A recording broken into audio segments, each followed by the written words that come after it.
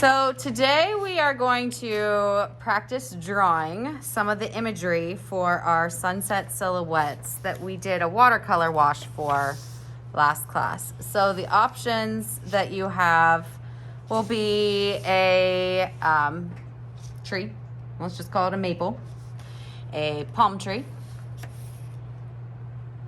evergreens, cactus, a reflective pond, or a nice little cute sailboat in the middle of, let's say, a lake. Probably a lake.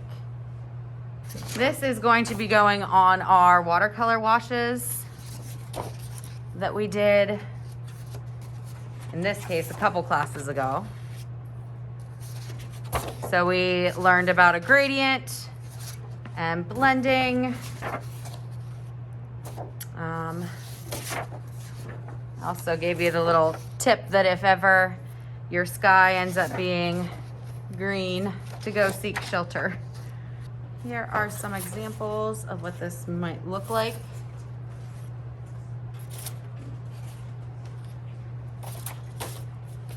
I also have some different examples that I am not necessarily including here.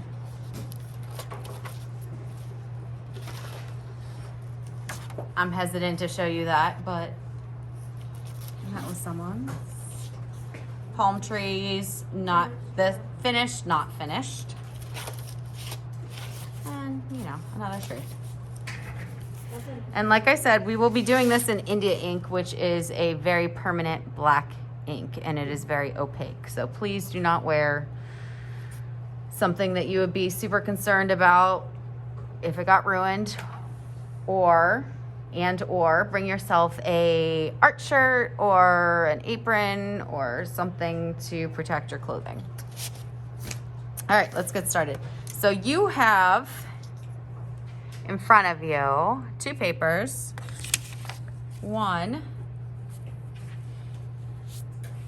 has examples of the drawings and little like tips or notes beside them, and we'll talk about these as we're doing them. And then you have a blank page here, and this is for you to practice drawing on. I've already told this class, but for those that are watching this video, I have tons of these papers.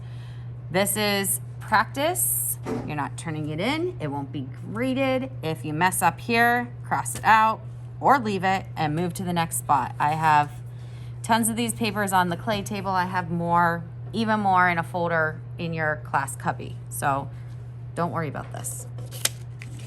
You may draw in pencil with an eraser. I'm going to draw it in Sharpie. Sharpie is going to be closer to how it would be like if we were using the India ink. So let's begin. I'm gonna go ahead and just slide this out so that we can do a couple at a time. So the very first one that I want you to practice drawing with me is going to be the tree. So all of these silhouettes, first off, do we know what a silhouette is? Raise your hand if you can tell me what a silhouette is. It kind of looks like the shadow of something. Right, so very good. It is basically a shadow. It's filled in, it's opaque. And it's like the lighting's coming from behind it. So you just see the outline, no details or anything like that. But a shadow is a very good synonym for it. So all of our silhouettes are going to have a foreground touching the bottom of our watercolor wash, and in this case, our rectangle. So go ahead and put in the bottom. I'm going to color mine in. You don't really have to color it in. Okay. When you are drawing a tree that has either lost its leaves or could lose its leaves, there are a couple steadfast rules for trees. The branches, the veining in the leaves, and their roots all are a system of Ys. There is either a main trunk or branch with supporting branches, or a main vein with supporting veins, or a main root with supporting roots. So we're gonna start by drawing a fairly thick trunk that kind of tapers out at the bottom, and we're going to give it 2 supporting branches to create a Y. So this main trunk comes off for its supporting branches, and from there they also V off. Maybe they run off the paper. Those V's or Y's, because if you look at this one, it's literally a Y, also have branches coming off there. Your branches are always thicker where they are touching another branch and then get thinner. They're always growing upward or up and out in a direction. Unless they're broken, they shouldn't really be growing down. There are also no sharp right angles because everything's going in a slant upward. One of the things plants need are sunlight, right? So they're always reaching up towards the sun. So off of these branches, I'm gonna go ahead. Maybe I have another guy coming off the side here and it's running off my paper.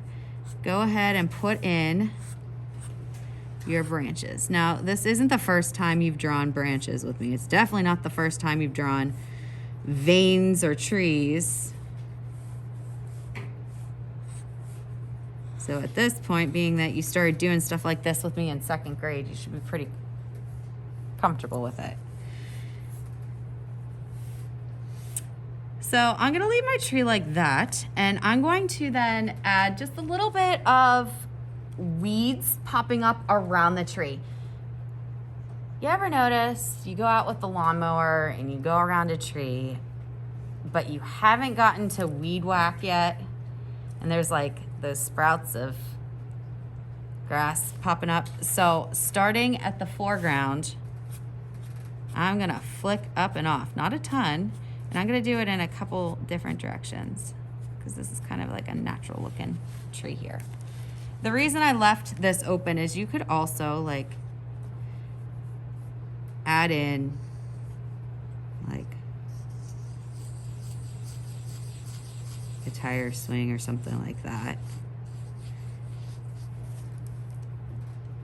If you want leaves, tomorrow I'm gonna have to quickly demonstrate that for you because that is bouncing your paintbrush up and down, basically stippling with a paintbrush to give yourself leaves, and they are clusters together. Let me see if I have a pen actually. All right, so I'm gonna attempt to simulate a paintbrush with a large chalk marker. So when you are doing leaves on your tree, they are going to be clusters. I call them like little clouds. They're gonna be clustered together in clumps. You have to be able to see through your tree some and like to see the branches behind it in order for it to look real. Even though I don't have branches coming out right here, I still put my cluster there to make it look realistic.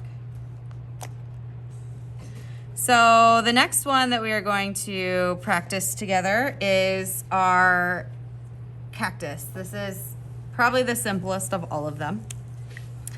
This too is going to start with your foreground.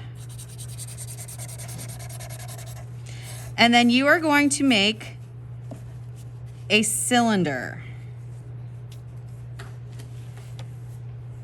We want this to come, if this is our halfway on our paper, we want this to come above halfway. There is nothing worse than having a super like short cactus on your paper. That is not a full cactus. So it needs to come up and down. You fill that in.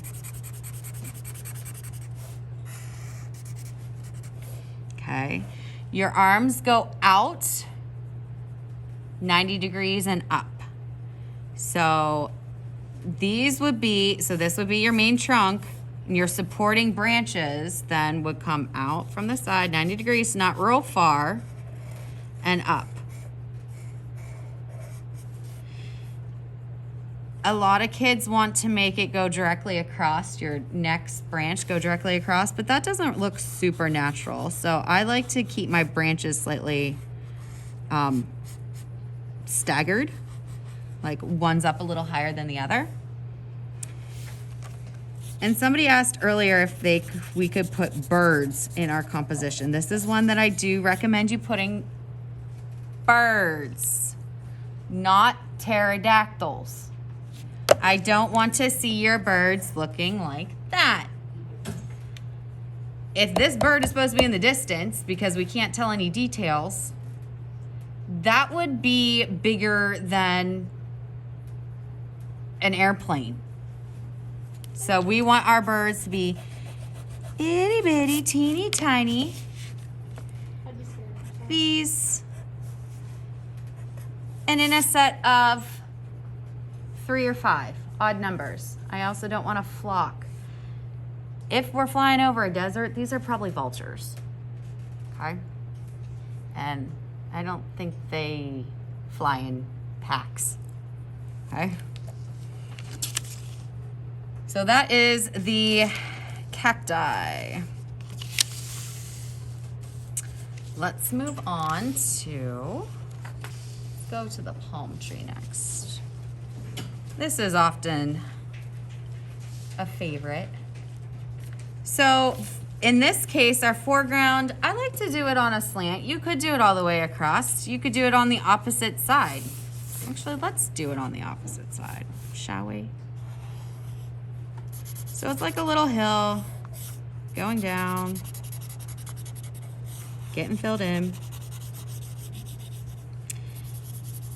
And palm trees are actually fairly easy to do. So your trunk, if you've ever looked at a palm tree, they kind of like almost have a bulb at the bottom of them. So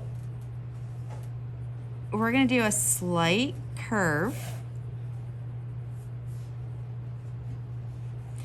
And then we're gonna do a line that runs beside it. It's gonna come down and then slightly bulb out. And that's gonna get filled in. So there's our trunk, check. Next is what I call the firework. So you could either move it away from the top of the trunk a little bit, or you could start right at the trunk. I like to do mine away just a little bit. And think of gravity pulling down the sparkles of a firework. So comes out, out.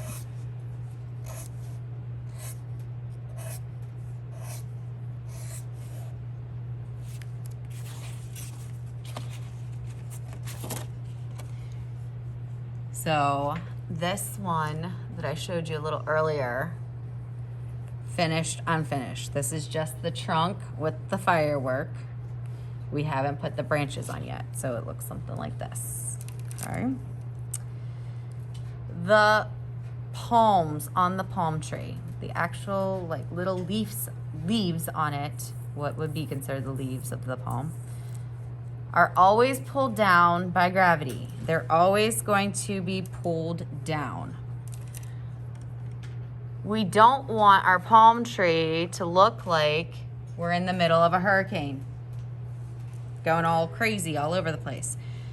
So let's pick an easy branch. This one, for example, this one right here. You're going to draw from the branch and just flick your pencil down. Flick down. Even if it doesn't feel like you should be flicking down, you're still gonna do it. Mrs. Chartle, what do I do when I get over here? This one's still going to go down. This one is also down, but you're gonna see just like the side of it. Like it's kind of going more at an angle, but it's still being pulled down. In this case, pulled down.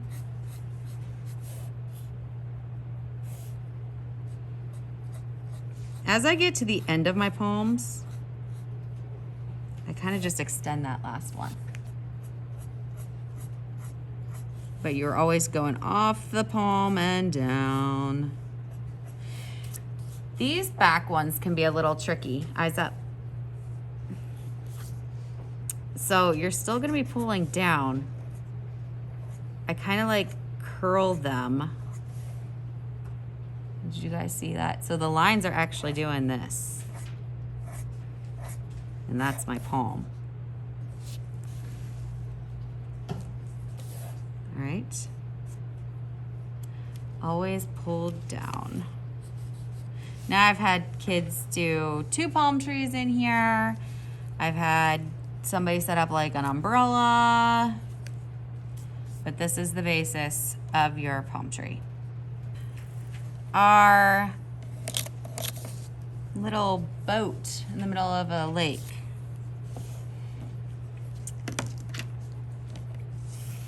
You don't have to draw this. I'm just dividing my paper in half for you to see that we want our mountain line or our horizon line. Horizon is where the ground and the sky meets, to be in the top half. We don't want it to sit right at the halfway line. There's a certain aesthetic that our eyes find appealing, and if things are divided in half, it kind of is a jarring. So you want your mountains to be about a quarter of the way up. So I'm gonna put mine right at the bottom of my lake here. Plus we need to leave room for our boat. And I'm gonna do a bouncy kind of line up and down, and then I'm gonna color that in.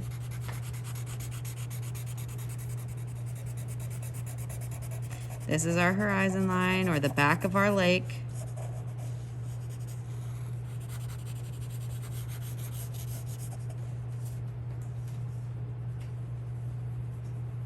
Before we go with the boat, let's go ahead and put some grass in the bottom. And all this is a tight zigzag line that I'm jumping up every once in a while with. Keep it close to the bottom because you can always add more. And every once in a while, I'm just gonna flick some, go in different directions so it looks a little bit more natural. We can add more in there once we get our boat in. So for this silhouette of this boat, we're gonna start with the base of the boat.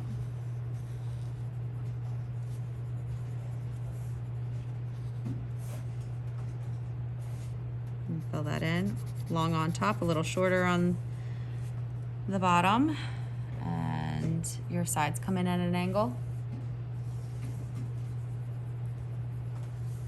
I'm making sure to leave enough room for my sails, because if my sails run into my mountains, then it's just gonna be one big black blob, and you're not going to be able to tell the difference between where your mountains stop and your boat starts. Next, I'm gonna go not halfway. Remember we said that you want things to be off center slightly. Your eyes prefer that. That's why with the birds, I said either 3 or 5. Your eyes prefer an odd number in art. There's a whole theory behind it, trust me. Okay, so I'm gonna go not quite center. And from this one, I'm gonna put a right angle triangle here.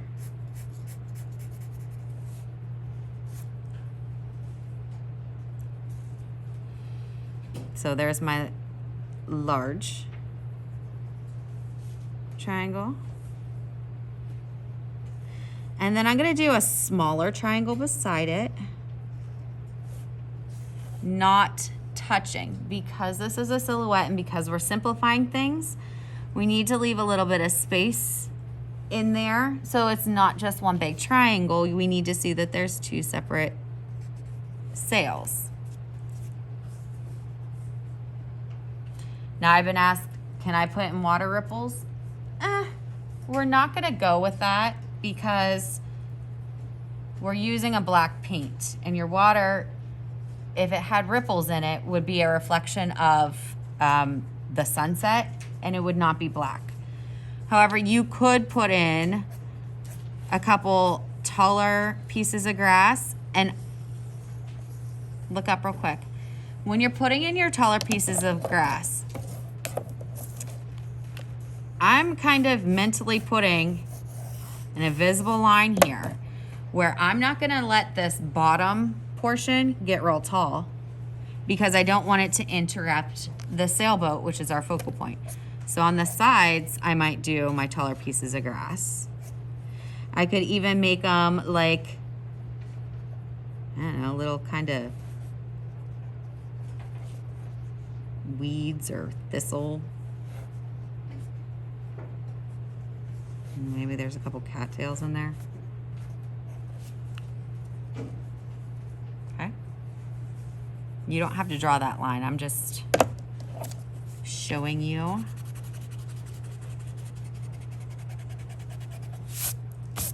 That doing that kind of frames up our sailboat to be our center point.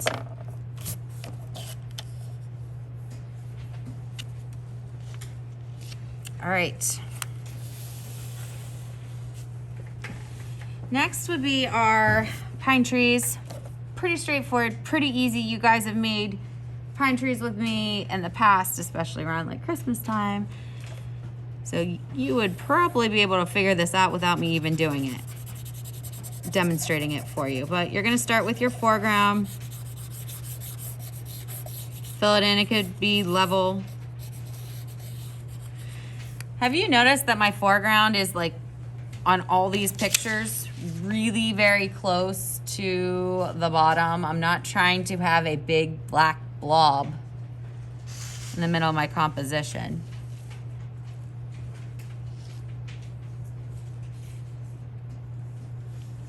Okay, so simple way to do a tree. Again, just like with the cactus, I want it off center and I want it to come almost to the top.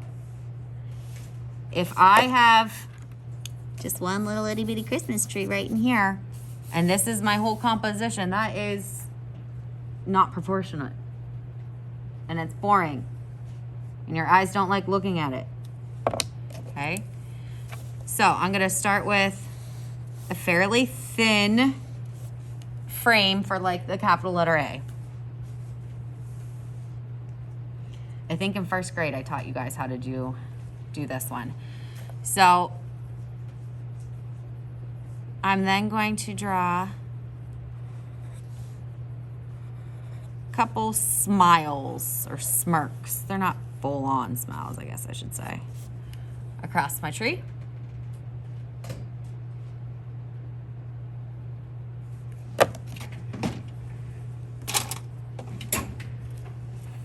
And I am going to then connect here to here, here to here.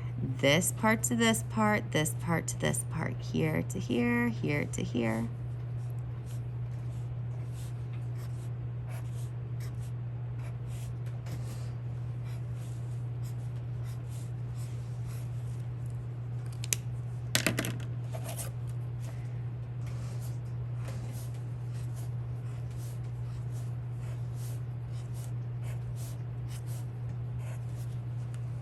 So now you have basically the outline of your tree, but we need to make it look realistic. So look up real quick, guys. You fill it in with what I call the mustaches, remember? So you're kind of just flicking up. And you have to, just like with the maple tree leaves that I was showing you, leave a little bit of this white. Do you see how there's little slivers of white poking through? or else you're just going to have a solid blob of a tree. I'm flicking upward. Every once in a while, I want those to extend past. Fill it in where if it looks weird, like the side needs a little bit more work.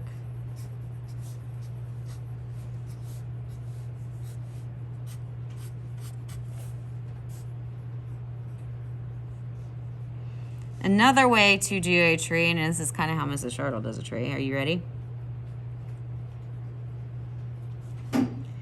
I start at the top, I kind of flick down, and I'd literally just almost do a zigzag line down and kind of haphazardly fill it in.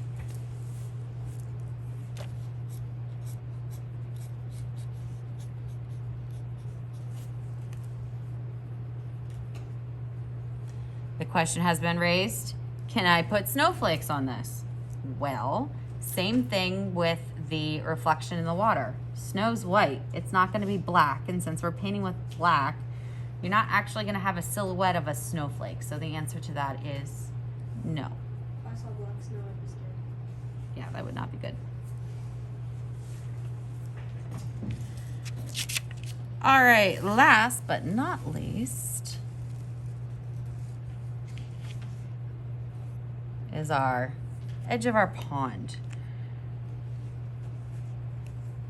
This is a little different than the others because we don't really have a foreground necessarily. Our foreground is the water. Again, let me show you. If I were to divide this in half, this is in the bottom fourth. Okay, can you see that? I don't want my pond to come all the way up halfway. We want it about a quarter of the way across. Okay. Then what you are going to do from there, and I find it easier to pull a line in a downward motion than to drag a line sideways. I want this to be parallel. Do you see these little water reflection ripples? I want them to be parallel with this line that we just made. So I'm going to turn my paper sideways for a moment so you can see.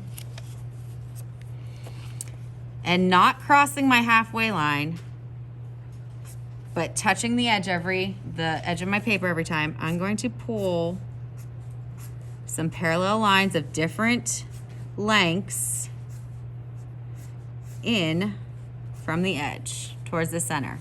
Be careful that you're not starting to curve. I did a little bit on this one, so I'm gonna try to like straighten that out a little bit. I'm gonna do it on that side.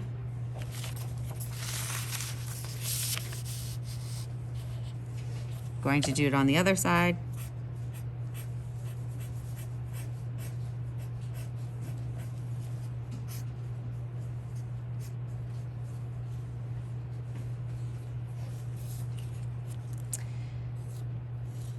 I know this seems a little weird because I said you couldn't do black water ripples for the boat. However, these water ripples are in shadow of the cattails we're about to put in. And in shadows, we know, are dark. So these water ripples very well might be black, okay? So now we are going to do the stems, and we only have about a minute. Up and out and off.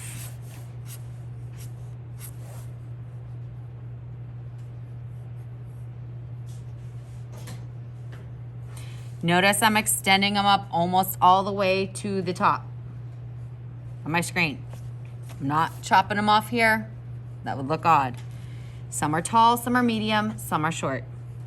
I'm going to add a cattail. Think of putting a hot dog on top of it. Or a rounded rectangle.